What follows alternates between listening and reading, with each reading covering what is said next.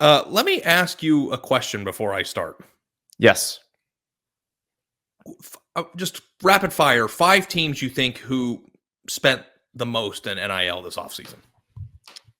Ohio State, Ole Miss, Texas. That's it. I don't need anything else. Oregon. I have a question for you. Okay. And this is my take. I don't know if it's a take. It's more of a question, and I want to explore this with you because I haven't heard anybody talking about this, and I might just be misunderstanding it. I'm intrigued. Let's go. Lane Kiffin tweets out a lot about NIL. I think that I saw him tweet out just an article about how much money people think Ohio State paid for their roster. Correct. Why is he doing that? And I know it might be to troll, but I don't understand. Like NIL and all is a very important part of Ole Miss's story this season. So, like, what is happening here? And of all the troll jobs and the funny tweets that Lane can post, which I enjoy, this one just doesn't really seem to make sense to me. So please help me understand what's going on here, because I don't get it. You want me to help you with this particular one with about Ohio State? Well, I understand that, but this isn't just an isolated thing. No, right? It is. But there's, I can psychoanalyze this one fairly easily. Ohio State, in Lane Kiffin's mind, overpaid for Quinshon Judkins, and Ole Miss's running game is going to do just fine without Quinshon Judkins, and they use their NIL money in a more efficient manner because they are using it to beef up their lines of scrimmage, which is where they needed help the most. I think that is, I didn't view it that way. I thought that he was jabbing Ohio State for spending a lot of money. Obviously, the Quinshon Judkins thing is all personal. Politics are local, Ari. Remember, what would affect Lane Kiffin the most involving Ohio State's use of NIL this offseason? They bought his running back. Right. But they bought other people's players. So, like, that's why I just thought it was like other people's players weren't Lane Kiffin's players. And remember, this is a situation where if you delve down into it, it got to a point where Ole Miss was like, great, you go find the best deal. That's what that situation got to with Quinshon Judkins.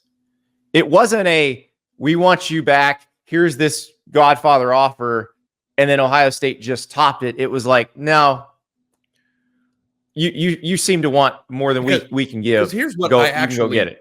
Really kind of respect about Lane Kiffin, because if you actually go back and go from the beginning of when NIL was started becoming prevalent in this sport, long before Quinshon Judkins went to Ohio State, like, Lane has always been very outspoken about NIL and you know how it's free agency and all. Like, he's made a million comments about this. So the one thing I will give him flowers for is that even though it doesn't seem to me that he particularly likes this aspect of the game, he has coached at a program that has employed the thing that might not be his favorite thing in order to try to go win a national championship, which I think is the exact opposite of what Dabo Swinney has done with this point of view in Clemson. Does that make sense? Yeah, it makes perfect sense. And the thing, like, I don't know if he hates it or not. I think he's very matter of fact about it. And I think a lot of coaches are not matter of fact about it. Like, they're not just saying, here's what's going on. Because a lot of coaches still, I mean, think about how many grew up in that world where if you talk about paying a player, like, the NCAA cops are going to store, like the NCAA SWAT team is going to come flying in, and then your program's in a world of hurt. Like, it doesn't work that way anymore. But most coaches, they have decades of that drilled into their heads, so they don't want to talk about it. Like AJ says in the chat, everyone bought their teams. Yes, that's true. Like, this is something we've been talking about with Florida and Billy Napier. Like, the attitude among Florida's administration has been like, hold your nose. Like, you're taking shortcuts if you buy players. Never mind that they were the morons who were going to give Jaden Rashada $13.8 million. Like, they're not even good at buying players. So Lane Kiffin just approaches it in a very matter-of-fact manner, talks about it in a way that most other coaches don't talk about it. Now, Chuck Martin talks about it that way. We heard him last week talking about Alabama taking Miami of Ohio's kicker.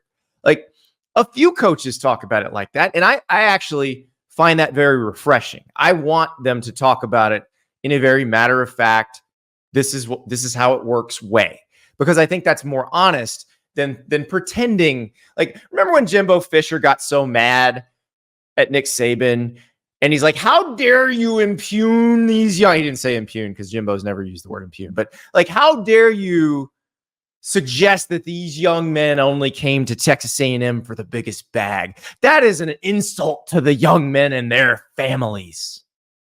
No, it's not. Most of us took the jobs we have because we had a competitive financial offer.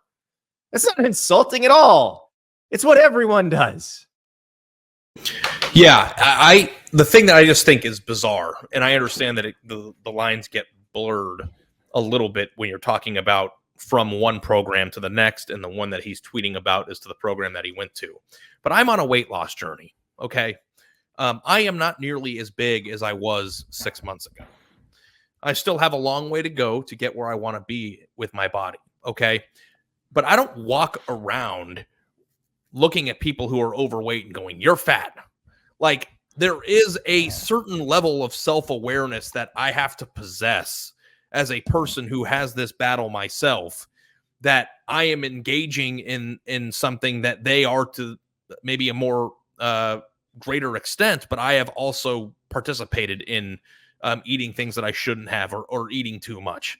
So, like, I don't know if that's a good analogy, but it's like, have even a little bit of self-awareness if you're going to criticize somebody for doing the exact thing that you're doing, because you have Walter Nolan on your team now. You have Juice Wells on your team. They didn't come there because they love Ole Miss. You know what I mean? Like, right. And I understand what you're saying. But he's not saying they did. Yeah. Like, he's not pretending they did. But yeah, so the context that you helped me see, I think, makes a lot of sense. It was a veiled thing that I just didn't put together. So you're smarter than me. But on the other hand, it's not that. That is just you just approach. If you approach every single thing you see with the sentence "all politics are local" echoing in your head, it just explains everything. Almost every time.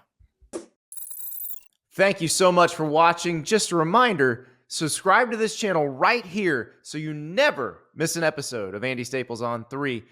And oh, by the way, watch all the other great videos on the On3 Sports YouTube channel.